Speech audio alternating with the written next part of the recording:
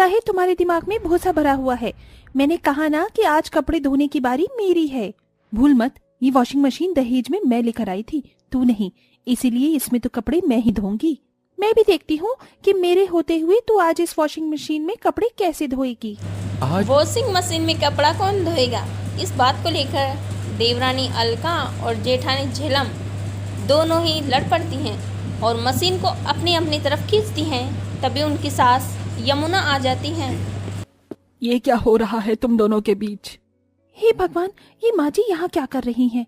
कुछ नहीं माँ जी, वो वॉशिंग मशीन के नीचे काफी कचरा जमा हो गया है ना, तो वॉशिंग मशीन को हटाकर वही साफ कर रहे थे। कचरा बाद में साफ कर लेना, पहले मेरी ये साड़ियाँ धो दो। यमुना अपने ढेर सारे कपड़े देकर वहाँ से चली जाती हैं। तब ना ही तो झेलम अपने कपड़े धो पाती और ना ही अलका।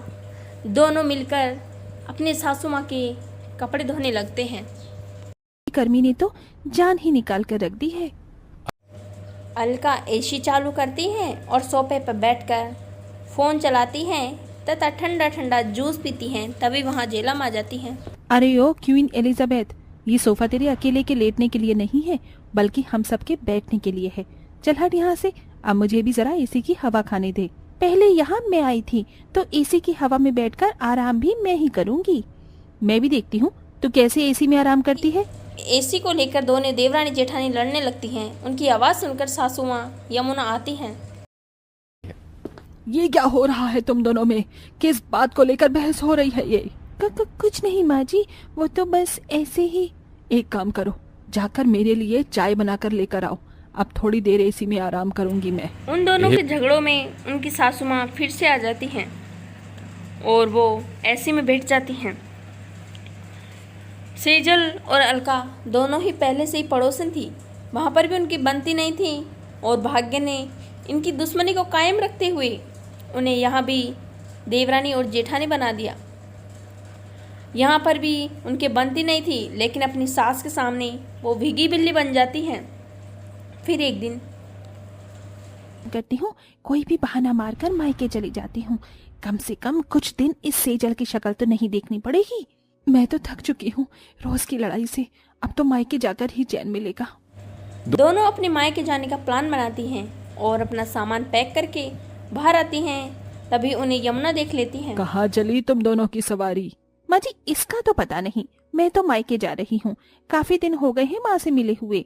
और तू सेजल बहू? मैं भी मायके जा रही हूँ। कितना वक्त हो गया है सबसे मिले हुए, बहुत याद आ रही है सबकी। अरे तो तुम दोनों का मायका कौन सा बॉर्डर के उस पार है? यहीं पड़ोस में तो है तुम दोनों का मायका। अगर दोनों चली जाओगी तो घर को कौन संभालेगा?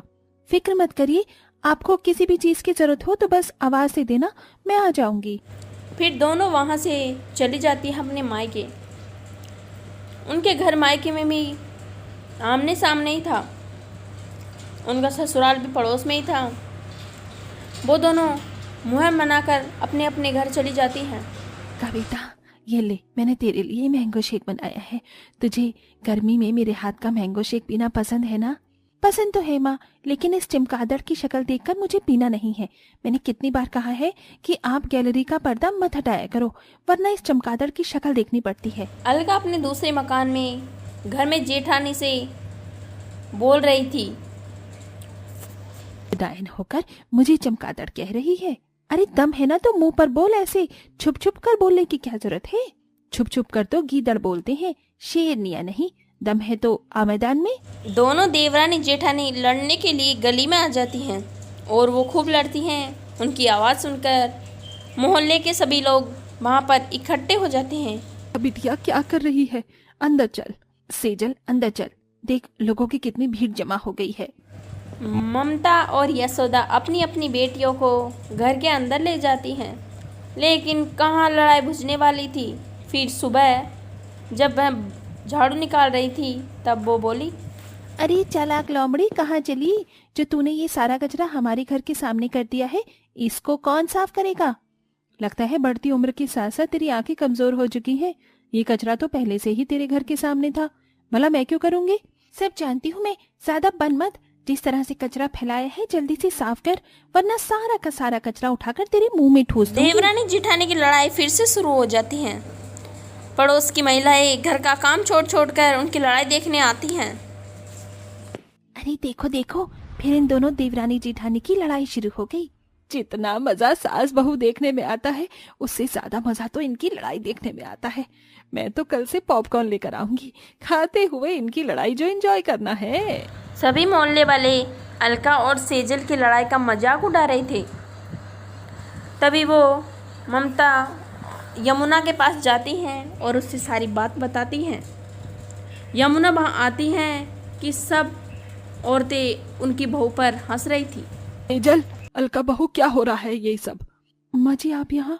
अगर तुम दोनों की माँ मुझे तुम्हारे बारे में बताती नहीं तो मुझे तो पता ही नहीं चलता कि जो बहुएं मेरे घर में बहनों की तरह होने का नाटक करती हैं वो मायके जाते ही कैसे एक दूसरे की दुश्मन बन जाती हैं। शर्म नहीं आती देवरानी जेठानी होकर इस तरह गलियों में लड़ते हुए? कसूर इसका है, मेरा नहीं। नहीं माँ जी, कसूर इसका है। जब तक ये शादी करके घर में नहीं आई थी तब तक सब कुछ कितना ठीक था, मैं हंसी खुशी रह रही थी। लेकिन जब से ये आई है तब से तो मेरी हंसी ही गायब हो गई है। माँ जी, अगर ससुराल में ये ना होती तो मैं अकेले ही पूरे घर को अच्छे से संभाल लेती, मुझे इसकी कोई जरूरत नहीं है। तो मुझे भी तेरी कौन सी जरूरत है? जब से आई है नाक में दम कर रखा है। अरे बस करो तुम दोनों को लगता है ना कि तुम दोनों एक दूसरे के बिना घर को अच्छे से संभाल सकती हो? हाँ तो ठीक है, अब एक हफ्ता सेजल बहू खुद अकेले घर को संभालेगी और उसके बाद अलका बहू, तभी तुम दोनों को आटे दाल का भाव पता चलेगा। चलो कुछ वक्त इसकी बिना शक्ल देखे मेरे अच्छे खासे दिन गुजरेंगे। सेजल अपना सामान पैक करके अपने ससुराल आ जाती हैं और अलका अपनी मायके ही रुक जाती हैं। सेजल अकेले आती हैं तो वो बहुत खुश होती हैं, लेकिन उसे क्या पता था यमुना उसकी बैंड बजाने वाली है। बहू, तूने अभी तक कपड़े नहीं धोए, खाना भी नहीं बनाया है और घर में झाड़ू भी लगानी है। कब करेगी तू ये सारे काम? कर रही हूँ माँ जी। सेजल जल्दी जल्दी कपड़े धोती हैं और खाना बनाने की तैयारी में लग जाती हैं। ये तो परेशान करके रख दिया है। कम से कम पहले मैं घर का काम और अलका खाना बना लेती थी, लेकिन अब तो सब कुछ मुझे ही करना पड़ रहा है। न जाने कैसे गुजरेगा ये पूरा इतना हफ्ता। काम करते हुए सेजल को अपनी अलका की याद आने लगती है। मेरी कमर, लगता है आज झाड़ू लगाने से पहले ही मैं भगवान को प्यारी हो जाऊंगी। मैं तो कुछ ज्यादा ही जोश में आ गई थी कि मैं अकेले घर को संभाल लूंगी, लेकिन ये तो मेरे लिए 4 जन्म में भी मुमकिन नहीं। सेजल जैसे तैसे एक हफ्ता निकालती हैं, फिर अलका की बारी है। तू तो घर की सफाई करके ऐसे बैठ गई जैसे कुछ और काम ही नहीं है। बाजार से सब्जी राशन कौन लेकर आएगा? लेकिन माँ जी, ये तो सारे सेजल के काम है ना। भूल मत अलका बहू, अब एक हफ्ते के लिए तू संभाल रही है इस घर को, तो सेजल के भी सारे काम तुझे ही करने हैं। अलका घर का सारा राशन लाती हैं तो वो पसीने पसीने हो जाती हैं और घर का राशन धर वो बैठ जाती हैं। अरे बहू, बैठ क्यों गई? जल्दी से रात के खाने की तैयारी कर और उसके बाद मेरे पैर दबा देना। इतना काम करते हुए अलका थक जाती हैं और अपने कहे हुए शब्दों पर पछतावा करती हैं। तो फंस गई मैं, इससे अच्छा तो पहले ही सही था। बड़ा ही शौक था ना मुझे सारी जिम्मेदारी खुद पर लेने का। सेजल की तरह अलका को भी धीरे धीरे अपनी गलती का एहसास हो जाता है और वो अपनी माँ और यमुना से माफी मांगती तुम्हारी गलती है। का एहसास हुआ, ये जानकर मुझे बहुत खुशी हुई।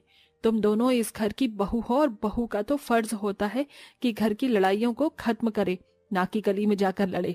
तुम दोनों जानती भी हो, जब तुम दोनों गलियों में जाकर लड़ाई करती थी तो लोग तुम्हारा कितना मजाक उड़ाते थे। माँ जी मुझे माफ कर दीजिए, हमसे सच में बहुत बड़ी गलती हो गई। सेजल तुम भी मुझे माफ कर दो। गलती हो गई मुझसे भी। मैं इस घर की बड़ी बहू हूँ और तुम्हारी जेठानी हूँ।